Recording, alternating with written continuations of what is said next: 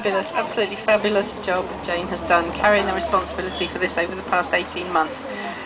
It's really great to have a party, it's really great to wear pink and see everybody here, it's a really exciting event, but I'm just going to spend a few minutes now reminding us about why we're here on the 9th of August, on Nagasaki Day.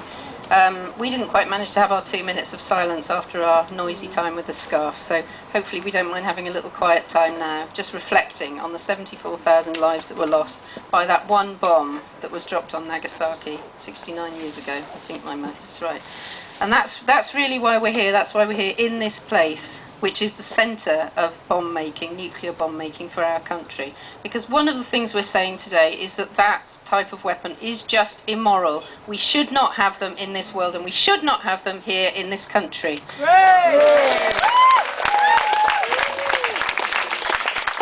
think it's also worth remembering that nuclear power and nuclear weapons are really closely linked.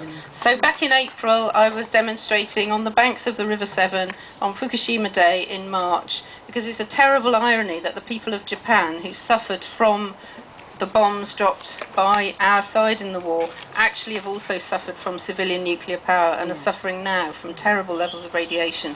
And we mustn't forget that connection, because the nukes are coming back at us. They're coming back persuading us that they've got the answer to climate change. We've got to stop them building the next generation of nuclear power stations. And our job... thank you. I couldn't agree more with that. And our job in the southwest and in Stroud and all up and down the Severn is to stop Hinckley happening. I feel that one of the reasons I've been sent as an MEP is to stop Hinckley being built.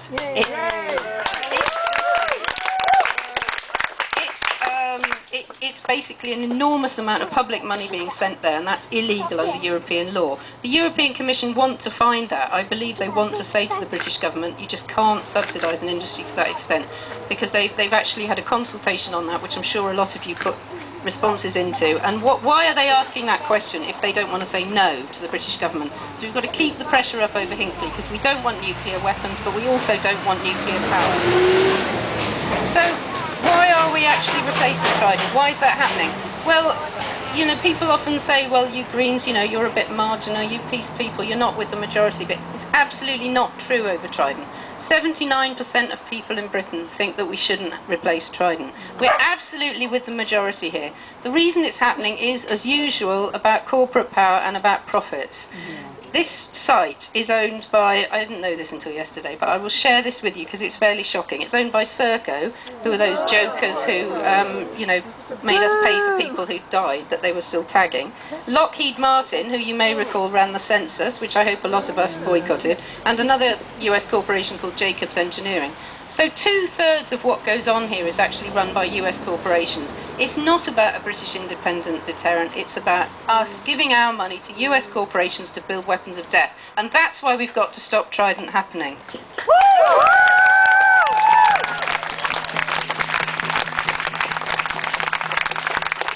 the other thing I want to remind us of today is the relationship between the arms trade and the conflicts we see in the world. Because people often say, oh, well, nobody wins out of these conflicts, but that's not true. Because the people that make the weapons, make the bombs, make the guns that are being used in Ukraine and being used in Gaza right now, as we stand here, those are the people that are driving this endless machine of death. And those are the people that we have to stop. We have to stop the arms trade. I mean, we can link all these things together. We can link what's happening here, the deaths of children in Gaza, and the terrible situation facing people in Ukraine. They're all linked by this destructive industry, which should not be called a normal business. And I think we should call for the end of Trident, we should call for the scrapping of Trident, but we should also call for the ending of the arms trade.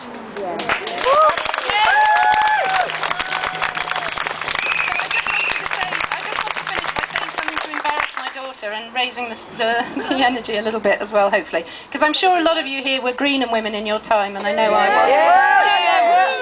You see, it's very true that Greenham women are everywhere, because they're here today. And I just wanted to say that it's particularly nice for me that not only are Greenham women everywhere, but Greenham women's daughters are everywhere. That's all. Thank you very much. Enjoy the rest of your day.